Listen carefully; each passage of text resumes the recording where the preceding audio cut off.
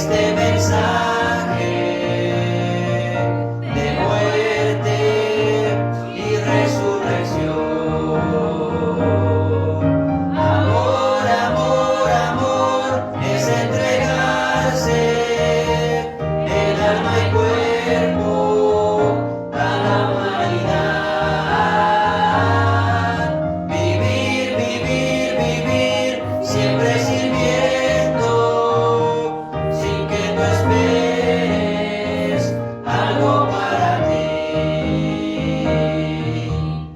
Amén. Vamos a cantar otro más, hermanos. Número 512. Número 512.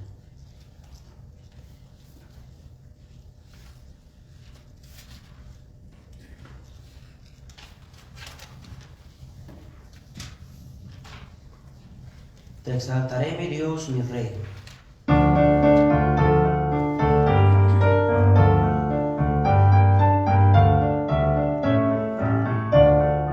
Te exaltaré, mi Dios, mi Rey, y bendeciré tu nombre eternamente y para siempre. Cada día te bendeciré y alabaré tu nombre eternamente y para siempre. Grande es Jehová y digno de suprema alabanza, y su grandeza es inescrutable. Cada día te bendeciré. Te exaltaré, mi Dios, mi Rey, y bendeciré tu nombre eternamente y para siempre.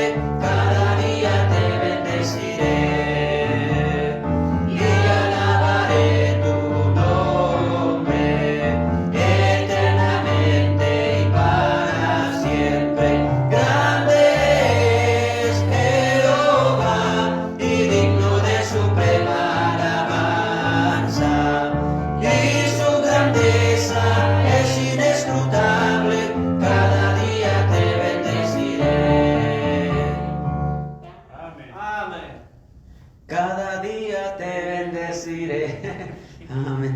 Cuando la cantamos con guitarra siempre repetimos esa parte. Bueno, ahora sí vamos a la palabra de Dios, hermanos.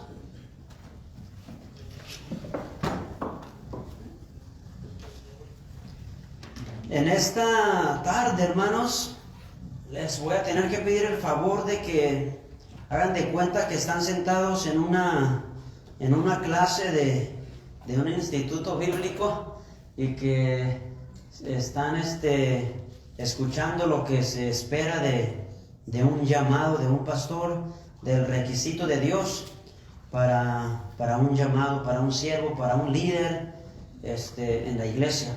Vayan por favor a 1 Corintios capítulo 4, versículo 2 al 5. 1 Corintios 4, del 2 al 5. Cuando lo tengan ahí pueden decir un fuerte amén, hermanos. Amén. Muy bien, vamos a leerlo todos juntos. Dice la palabra de Dios así en 1 Corintios 4, del 2 al 5. Dice así, todos juntos. Ahora bien, se requiere de los administradores que cada uno sea hallado fiel. Yo en poco tengo el ser juzgado por vosotros o por tribunal humano, y ni aun yo me juzgo a mí mismo, porque aunque de nada tengo mala conciencia, no por eso soy justificado, pero el que me juzga es el Señor. Así que no juzguéis nada antes de tiempo, hasta que venga el Señor, el cual aclarará también lo oculto de las tinieblas y manifestará las intenciones de los corazones, y entonces cada uno recibirá su alabanza de Dios. En esta tarde vamos a hablar, hermanos, sobre el requisito principal, el requisito fundamental, la demanda principal para un obrero de Dios, para un siervo de Dios, para un pastor, para un líder.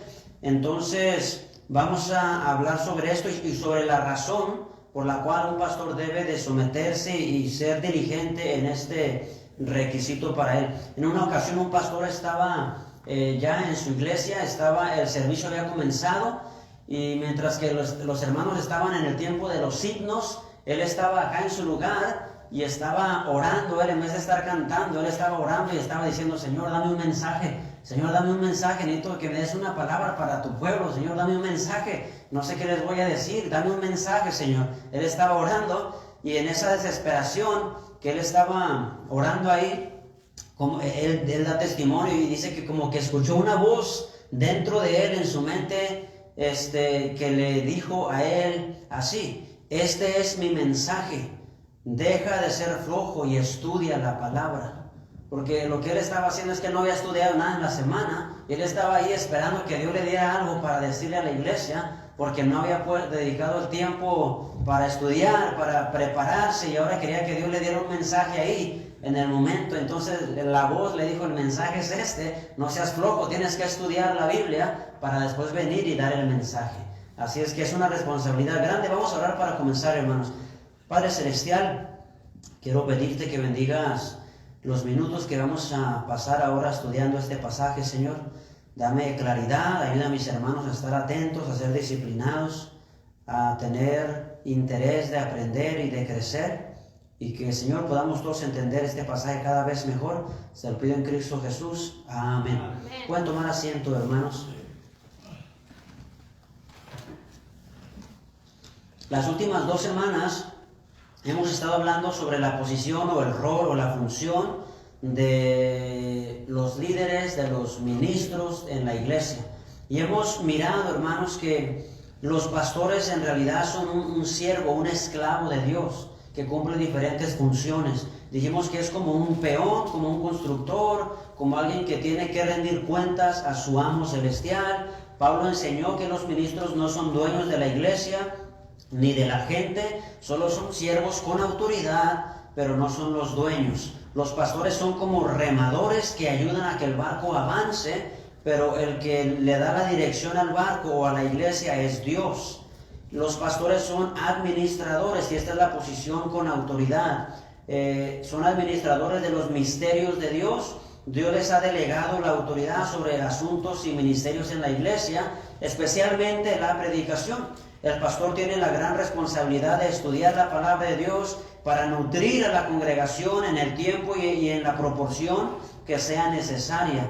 El pastor está encargado de la iglesia, pero él no manda a la iglesia, ni la iglesia manda al pastor. Quien manda es Dios a través de su palabra. Ahora vamos a ver qué es lo que Dios demanda a los ministros, a los pastores, a los líderes en la iglesia, y por qué es necesario que seamos diligentes en esta demanda para nosotros. En el versículo 2 dice la palabra de Dios así: ahora bien, se requiere de los administradores que cada uno sea hallado, ¿qué? Fiel. Chistoso, ¿no, verdad? No, que sea hallado fiel. El requisito es que sea hallado fiel. Hermanos, ustedes se han de recordar en la parábola del Señor de la viña. ¿Se acuerda aquella parábola del Señor que sale primero a las 6 de la mañana y contrata a algunos para trabajar en su viña? Después contrata a otros a las ¿qué? A las 3. Mediodía. A las 9, luego a las 12, y luego a las 3, y luego, no a las 6, porque a las 6 se acababa el día, pero a las 5, una hora antes. Y los contrata a las 5 todavía, y los manda que trabajen, y luego al último miramos que le pagó exactamente lo mismo al que trabajó de las 5 a las 6, o de las 5:30 a las 6, que a los que trabajaron desde la mañanita, aguantando el calor del día. Entonces miramos, hermanos, que no es cuánto hicieron y cuánto sudaron, sino que fueron fieles en lo que tenían que hacer. Ahora, Dios iba a recompensar en base al rendimiento de cada quien, pero lo principal que Dios enfoca y lo que Dios va a premiar primeramente es la fidelidad del cristiano y de los siervos de Dios en especial. Entonces, el requisito fundamental es que seamos fieles, no elocuentes, no un filósofo, el requisito no es que podamos hacer que la iglesia crezca. El requisito o la demanda no es tener todas las respuestas, sino ser fiel, ser obediente, ser leal y digno de confianza para Dios. Nadie le encarga, hermanos, nadie le encarga su negocio a alguien en quien no confía, ¿verdad? Imagínense el hermano Melvin, ¿verdad? Tiene que tirar un cemento y es mucho. Y él dice, pues yo voy a ir a hacer esto, ahí te dejo a ti encargado y que se haga todo, ¿verdad? Si él no confía en esa persona, no lo va a dejar ahí. Igual hermano López, hermano Murillo, no van a dejar a alguien encargado de su negocio en quien no confían. Nadie le da su tarjeta de crédito a alguien en quien no confía, o sea, a la esposa, nadie se la da así nada más porque sí, amén, hermanos. No se la damos nada más a alguien en quien no confiamos.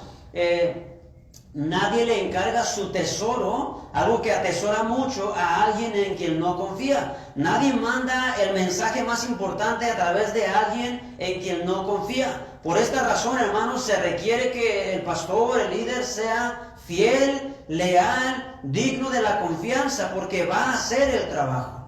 Entonces, el negocio más importante, obviamente, son los negocios de Dios. Cristo dijo, en los negocios de mi Padre me es necesario estar, ¿verdad? Entonces, obviamente, los negocios de Dios es lo más importante, porque no estamos hablando de cosas materiales, de casas, de carros, de dinero. Estamos hablando de almas, y Dios nos está confiando las almas por las que Cristo murió. Por esa razón es importante esta demanda.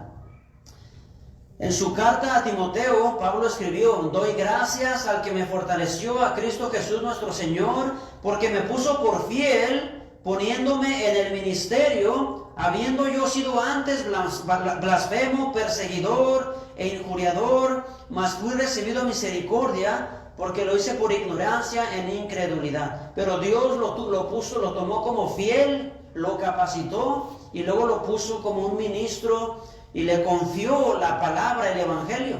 Entonces, hermanos, un pastor no debe de ser fiel a sí mismo, ni a los hermanos de la iglesia, ni a la cultura actual, sino a Dios, porque Él es quien nos llamó, Él es quien nos hizo competentes y Él es quien nos ha confiado su iglesia. El pastorado, entonces, no es un concurso de popularidad, sino un llamado de fidelidad a Dios. Vamos a ver dos cosas, hermanos, en las que el pastor debe ser fiel. Se requiere que el administrador sea hallado fiel. Dos cosas en las que un pastor o predicador debe de ser hallado fiel.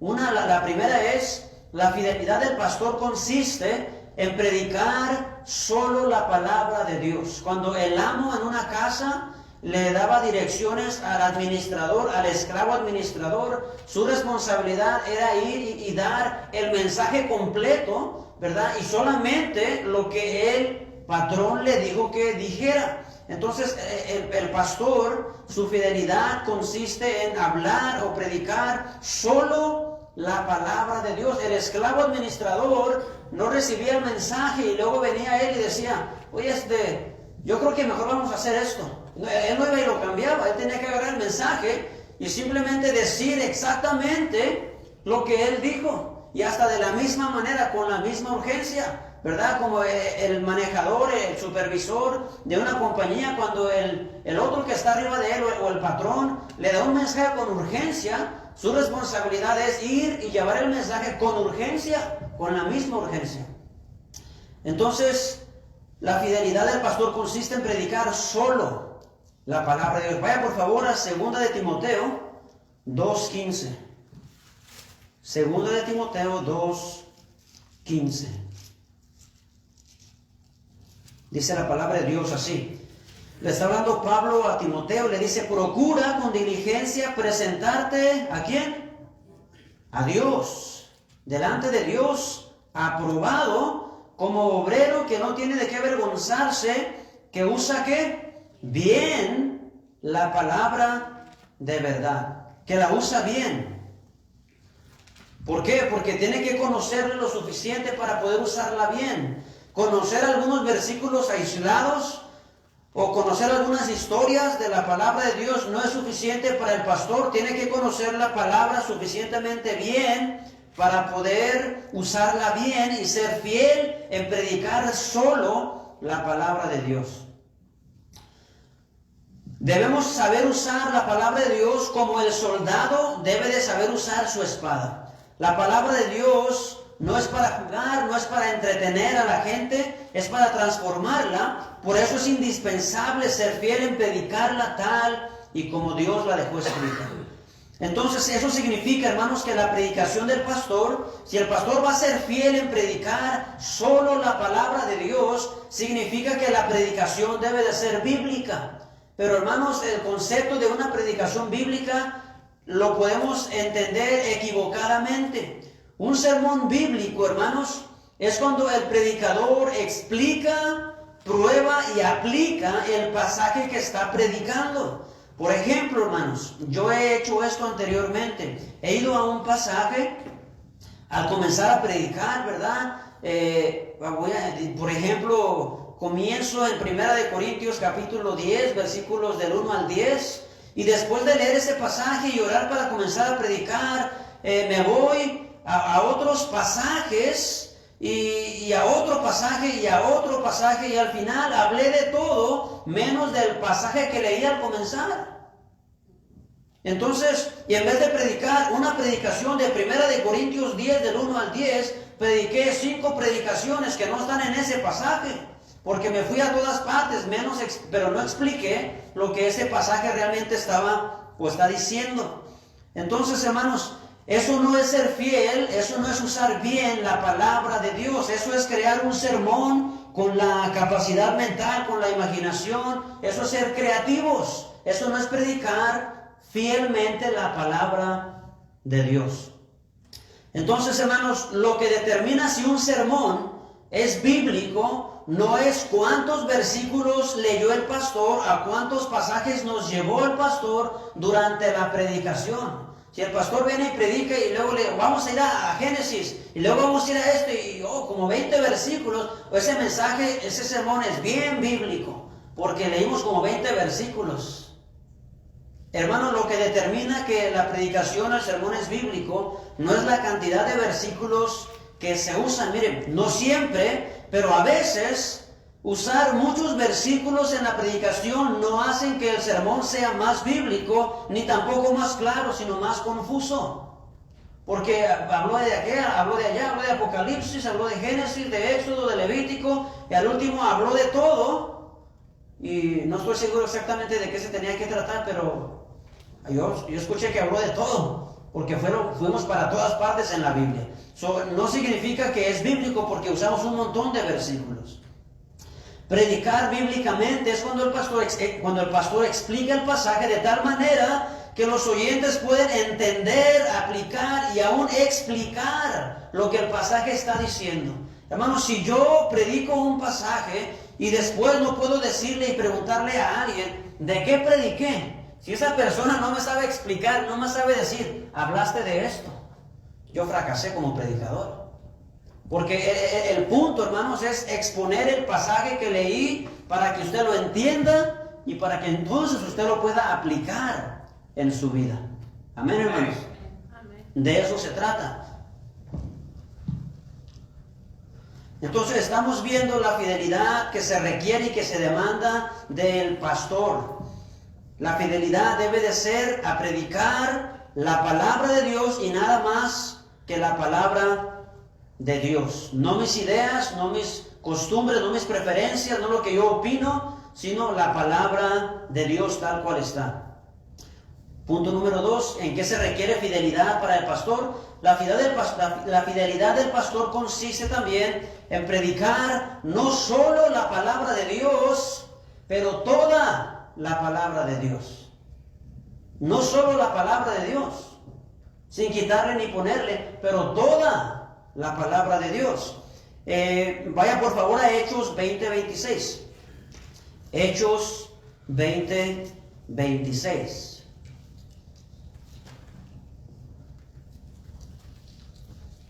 Y 27. ¿Están ahí, hermanos? Miren lo que dice ahí. Por tanto, yo os protesto en el día de hoy. Esto es Pablo hablando a los hermanos de Éfeso, a los pastores de esa región. Por tanto, yo os protesto en el día de hoy que estoy limpio de la sangre de vosotros, porque no he rehuido anunciaros que todo el consejo de Dios. Hermanos, el apóstol Pablo estuvo alrededor de 2 años juntándose con los pastores de Éfeso y de esa región, enseñándoles todo el consejo de Dios. Y lo hizo para que ahora ellos, como pastores, como ministros, hicieran lo mismo en sus iglesias, enseñaran todo el consejo de Dios. Toda la Biblia, libro por libro. Hermanos, sabemos que la Biblia dice que toda la escritura es que... ¿Sí están aquí, hermanos? Toda la escritura es inspirada por Dios. O sea que Levíticos y Números también fueron inspirados por Dios y también son útiles. Toda la escritura es útil y toda debe ser predicada, no seleccionar solamente algunos pasajes. Todo el consejo de Dios debe ser predicado. Ahora quiero mencionarle algunas razones por qué es importante y necesario predicar todo el consejo de Dios. Mire, hermano, cuando no predicamos todo el consejo de Dios, nos arriesgamos a malinterpretar algún pasaje y hacer que la Biblia diga lo que Dios no dijo. ¿Cómo? Bueno, hermano, si tratamos de entender una película que ya está empezada, lo más probable es que vamos a inventar nuestra propia versión de la película. Hace poco estábamos con mi tía Silvia mirando una película y luego cuando nos fuimos a la casa, llegamos a la casa y en la noche le pregunté a Kimberly, ¿te gustó la película, mija? Y sí. ¿De qué se trató la película? Y me contó una película que jamás ha existido nunca. Ella inventó su propia película y que esta niña se fue y que se murió y que resucitó y que hizo esto y que se fue para allá y nada que ver con la película que vimos, pero como no la vio completa de principio a fin, tuvo que inventar su propia versión. No es lo mismo con un libro, hermano. Si este fuera un libro de una historia y yo quiero entender este libro, ¿cómo es más fácil entenderlo? Yéndome a la página número 280 o yéndome a la página número 1 y mirar de qué se trata. Bueno, es lo mismo que sucede, hermano, cuando venimos a la palabra de Dios y agarramos un versículo, todo lo puedo en Cristo que me fortalece. Y lo interpretamos a nuestra manera y lo hacemos que diga lo que yo quiero y lo que yo siento, sin saber realmente de qué se trata ese libro y por qué está escrito eso en la palabra de Dios. Entonces el riesgo es ese. Cuando no predicamos todo el consejo de Dios y tomamos en cuenta realmente el contexto de cada libro, pues estamos arriesgando a agarrar un versículo, a aislarlo y hacer que el versículo diga lo que a nosotros se nos antoja que diga. Si no enseñamos todo el consejo de Dios, hermano, arriesgamos a sacar entonces un pasaje de su contexto y terminaremos avergonzados cuando le tenemos que dar cuentas a Dios. Dijo Pablo, preocúpate porque estés aprobado delante de Dios. Dice, como obrero que no tiene de qué avergonzarse. Y hermanos, incluyéndome a mí, vamos a estar un día cara a cara delante de Cristo y Él nos va a preguntar, oye, ¿tú predicaste esto? ¿Tú dijiste que este pasaje significaba esto? Eso no dice. Tú pusiste palabras en mi boca. ¿Y sabes qué vamos a tener que hacer? Agachar la cabeza avergonzados porque dijimos lo que no teníamos que decir. Por eso es importante ser fiel en predicar no solo lo que Él dice, pero todo lo que Él dice. Esa es la razón, hermanos, que estudiamos libro por libro de principio a fin. Y no estamos brincando de un pasaje a otro pasaje y a otro pasaje y nomás rebotando ahí para decir lo que a nosotros se nos antoja. Es necesario ser fieles como ministros de Dios. Le pongo 3 ejemplos rápidamente de cómo podemos sacar de contexto la palabra de Dios. Podemos malinterpretar fácilmente la parábola del hijo pródigo. Esa parábola no se trata de los hijos ingratos que se van de su casa y se pierden en los vicios, ¿verdad? Leemos la historia y podemos predicar y algunos hijos ingratos que se van y se llevan el dinero de sus padres y se van y se pierden allá. Ahora, ¿se debe ir un joven de su casa? Pues no se debe de ir. Debemos de hablar con ellos y tratar de arreglarlos, sí. Pero este pasaje no está hablando de eso. podemos malinterpretar la promesa del carcelero de Filipo. Pablo le dijo, cree en el Señor Jesucristo y serás salvo tú y tu casa. Bueno, si yo le digo eso a un convertido y le digo, si tú ya eres salvo, Dios te promete que toda tu casa va a ser, toda tu familia va a ser salva también. En unas semanas después se puede morir uno de sus hijos o su esposa y sin ser salvo. Y yo termino poniendo a Dios como un mentiroso, no se puede confiar en Él porque Él me dio una promesa y no es cierto. Porque esa promesa no es para nosotros, pues fue para el carcelero de Filipo, no es para mí. Hermanos, si no, entonces todo el mundo casi sería salvo, porque si toda mi familia va a ser salvo porque yo fui salvo, pues casi nadie se va a perder entonces. Entonces esa promesa no es para mí, fue para el carcelero de Filipo. Ahora Dios en su misericordia quiere que toda nuestra familia sea salva, pero eso es diferente a que yo le diga, Dios te promete que toda tu familia va a ser salva. Amén. Es lo mismo como cuando yo llegué a decirle a la gente, si tú aceptas a Cristo, Él va a escribir tu nombre en el libro de la vida. La Biblia no dice eso. Entonces cuando predicamos todo el consejo de Dios, hermano, la congregación crece, madura y establece su fe en la palabra de Dios. ¿Por qué? Porque ustedes están escuchando y están aprendiendo, están conociendo a Dios a través de su palabra. Y no están ustedes poniendo su fe en lo que el pastor dice, sino en lo que la palabra de Dios está diciendo. Déjenle doy varias. Cuando estudiamos todo el consejo de Dios, cuando predicamos todo el consejo de Dios, nos vamos a encontrar deleitándonos en la riqueza espiritual que Dios nos dejó en Oseas. ¿Cuántos han leído el libro de Oseas? ¿O no? ¿Sí saben que hay un libro así, verdad? ¿Cuántos leyeron el libro de Abdías? Amén. Tremenda bendición el libro de Abdías. Amén. ¿Quién era Abdías? Nahum, Habacuc, Sofonías, Ageo, Zacarías. ¿Está eso en la Biblia? Sí. Y toda la escritura es inspirada por Dios y toda es útil, pero no la leemos porque estamos acostumbrados a leer solamente o seleccionar los pasajes más conocidos o los libros más conocidos, pero en esos libros de profetas menores hay riqueza que no la estamos escarbando y encontrando porque no predicamos todo el consejo de Dios. Amén, hermanos. Amén. Cuando estudiamos todo el consejo de Dios, nos damos cuenta, hermanos, que en la Biblia hay otros temas aparte de ganar almas, servir en la iglesia y vestirse bien, y ganar almas y servir en la iglesia y vestirse bien, y ganar almas y ganar almas y ganar almas y servir en la iglesia y ganar almas.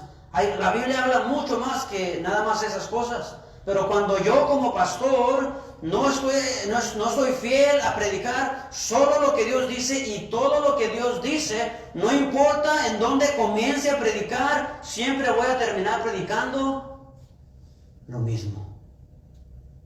Porque viene de aquí, no de aquí. Amén, hermanos. Amén. Entonces, ¿cuál es la postura del apóstol Pablo? Es esta. Yo no voy a enseñar lo que a mí me gusta. Yo no voy a enseñar lo que a ustedes les gustaría escuchar. Aunque me menosprecien, yo voy a predicar solo la palabra de Dios y toda la palabra de Dios. Esa es la postura del apóstol Pablo.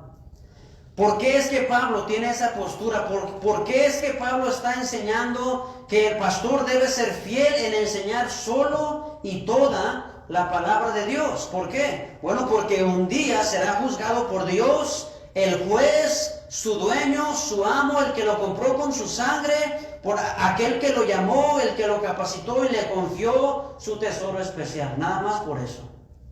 Por eso el apóstol Pablo está bien parado ahí. Él sabe que los hermanos de Corinto están fascinados y encantados por la sabiduría humana, por la filosofía, por la retórica, por la elocuencia. Y el apóstol Pablo dice, yo no voy a predicar lo que ustedes quieren escuchar. Yo voy a predicar lo que Dios dice y todo lo que Dios dice. ¿Por qué? Porque un día es a Él a quien le voy a dar cuentas, porque Él me llamó, porque Él me capacitó, porque Él me dio el encargo de la iglesia.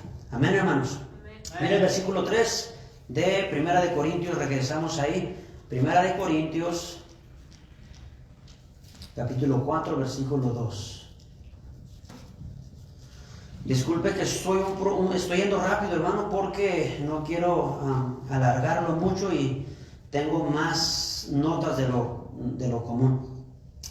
Versículo 3, 1 Corintios 4:3 dice: yo en muy poco tengo el ser juzgado por vosotros, o por tribunal humano, y ni aun yo me juzgo a mí mismo. ¿Por qué, hermanos?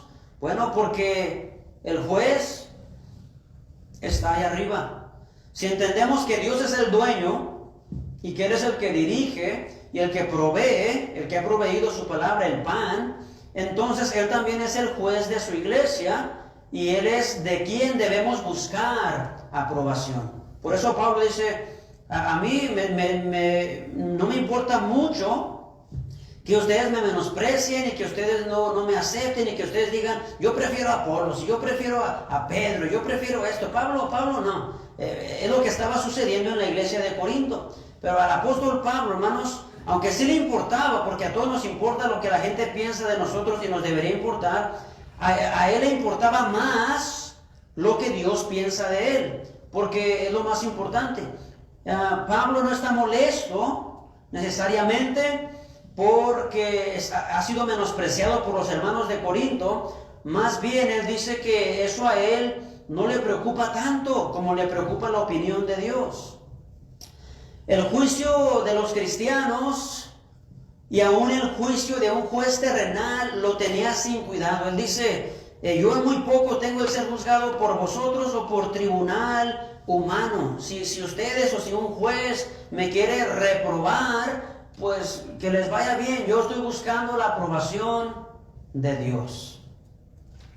Entonces, hermanos, es común. Los que están al frente, los líderes de una iglesia, el pastor, los maestros, los que enseñan, los diáconos, siempre van a ser los más criticados en cierta manera porque ya están enfrente y mientras más hablamos, más errores cometemos.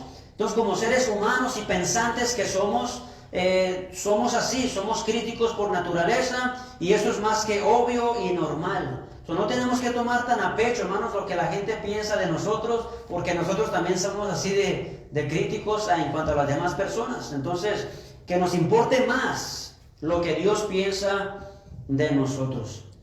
Dice el apóstol Pablo que ni siquiera él mismo se juzga. ¿Por qué, hermanos? Porque nuestro juicio, nuestra autoexaminación, la mayoría de las veces también puede estar equivocada. Por eso dicen: ni yo solo me juzgo, porque no es conveniente. Cuando nosotros nos autoexaminamos, o somos muy suaves con nosotros mismos, o somos muy duros con nosotros mismos. Nos damos golpes porque decimos: no, soy un fracaso, ¿verdad? Y realmente no es así. O estamos en el otro lado, pensamos que somos un buen cristiano, un buen pastor, un buen esto, y realmente no es así. Por eso el apóstol Pablo dice: ni siquiera yo me juzgo, porque a lo mejor estoy mal en mi propio juicio. Cristo dijo: no sepa tu izquierda lo que hace tu derecha. No te alabes a ti mismo en tu propia mente por lo que piensas que hiciste bien. No le digas con tu mente a tu izquierda lo que tú crees que estás haciendo bien con tu derecha. No te alabes. ¿Por qué? Porque no sabemos, hermano, realmente, inconscientemente podemos hacer mal.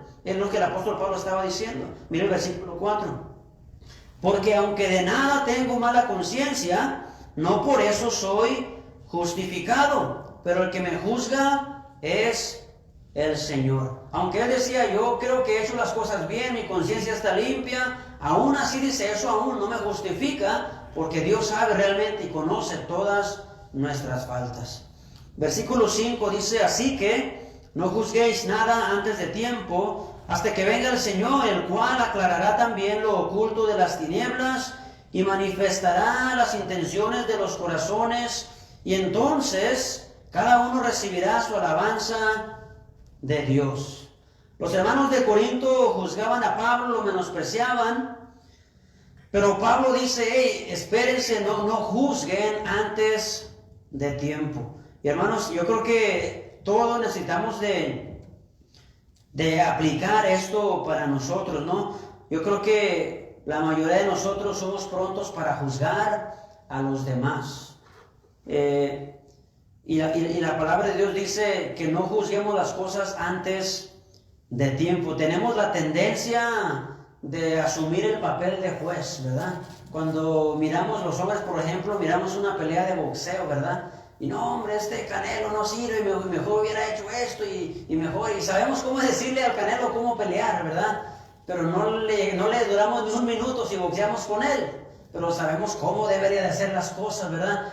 Mucha gente critica a Cristiano Ronaldo porque esto y por lo otro, pero nosotros no estamos ni a los talones le podemos llegar. Pero queremos decirle a la gente cómo hacer las cosas y estamos juzgando como que somos los mejores, hermano. Y dice Pablo, no juzguen las cosas antes de tiempo, porque podemos juzgar que alguien hace las cosas bien por lo que se ve, pero en realidad no es así. Podemos juzgar que alguien está haciendo las cosas mal, en realidad no es así, nosotros estamos mal. Solamente Dios conoce las intenciones y por eso Pablo dice, ¿verdad? Un día Dios se va a manifestar y Él va a revelar las intenciones de los corazones y entonces cada uno recibirá su alabanza de Dios. Ese era el consuelo y la motivación del apóstol Pablo. Ustedes critíquenme, háganme leña si quieren, está bien, son seres humanos, lo entiendo, pero un día mi Señor, el que ha visto mi naufragio, el que ha visto mis hambres, el que ha visto mis latigazos que me han puesto, los varazos, el que ha visto mis cárceles, Él un día va a honrar mis padecimientos y Él un día me va a dar alabanza por lo que yo he hecho con buenas intenciones. Amén, hermanos. Dice el canto, ¿verdad? Nunca pueden las palabras decir más que los hechos, porque siempre pesan más los hechos que los dichos. Hermanos, antes de morir, el apóstol Pablo se murió contento, sabiendo que había sido fiel en predicar solo la palabra y toda la palabra. Antes de morir le dice a Timoteo, soporta las aflicciones, cumple tu ministerio, haz obra de evangelista, porque yo ya estoy para ser sacrificado y el tiempo de mi partida está cercano. Y le dice, he peleado la buena batalla, he acabado la carrera, he guardado la fe. Por lo demás me está guardada la corona de justicia, la cual me dará el Señor, juez justo, en aquel día, y no solo a mí, sino también a todos los que aman su venida. Hermanos, estamos viendo en esta iglesia de Corinto una iglesia carnal, que su inmadurez espiritual se miraba en carnalidad, en muchas maneras, como ya lo hemos aprendido en los capítulos anteriores. Y la iglesia de Corinto, hermanos, no era una iglesia que estaba bajo el agrado de Dios por su carnalidad y su inmadurez espiritual. Dios no la podía bendecir como Él quería. Y nosotros estamos hoy aprendiendo de ellos para poder ser la iglesia espiritual que honra a Dios, que es usada por Dios, para que podamos ir adelante y cumplir sus propósitos. Entonces, si nosotros queremos, hermanos, que Dios bendiga a nuestra iglesia, debemos someternos a lo que Pablo está diciéndoles a esta iglesia guiado por el Espíritu Santo. Lo que le ha dicho ya es lo siguiente: